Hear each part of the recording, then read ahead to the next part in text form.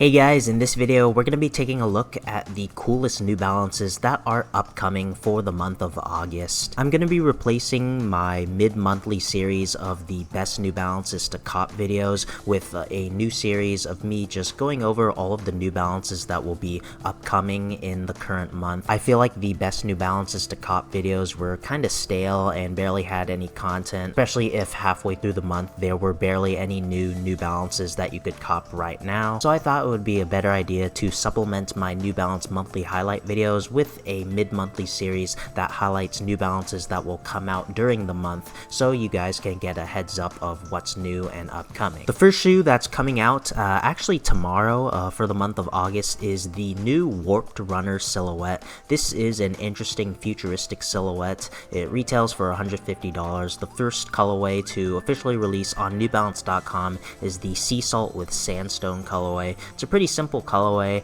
I did a poll on Instagram, I think about a week ago, asking you guys for your initial thoughts on this silhouette. Majority of you thought it was interesting, but need to see it in hand or see more colorways to really judge it. But there were definitely a few of you who really are anticipating this silhouette. It's definitely interesting. I think I might grab it just to review it.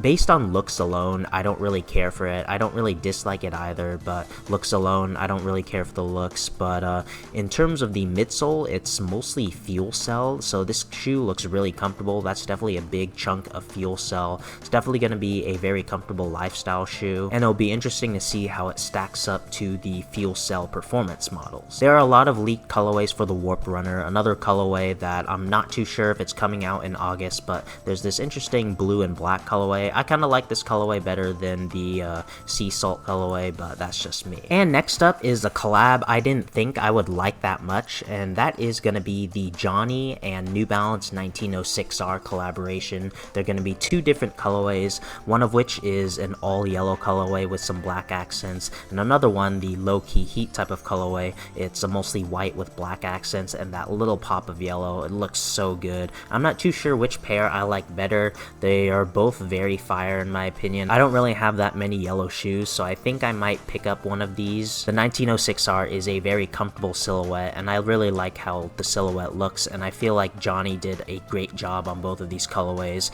and they're dropping in just 2 days, and I'll be interested to see if these fly off shelves or just sit. Speaking of Johnny, they have a third collaboration, but it's not dropping in 2 days. It'll be on the RC30 silhouette. I think it's a pretty solid colorway, but I don't really care too much for the RC30, and it's unknown when the RC30 collaboration will drop. And next up is a new 580 colorway. You guys know how much I love the 580. I feel like it's a great budget New Balance model. It has the retro runner aesthetics and comes in a plethora of colorways, and this new colorway is very fire in my opinion. I love the mostly neutral tone background with the pop of the magenta and the teal. I think that's a great combination. I feel like this is a great summer shoe. It's unknown when this Cosmic Rose colorway is gonna drop, but hopefully soon, because this is definitely another fire 580 colorway. And next up is a reveal of an upcoming Teddy Santis 990 V4, this time in a gray and black colorway. Of course, there are plenty of gray and black 990 V4s out there, but this one is pretty interesting. It's like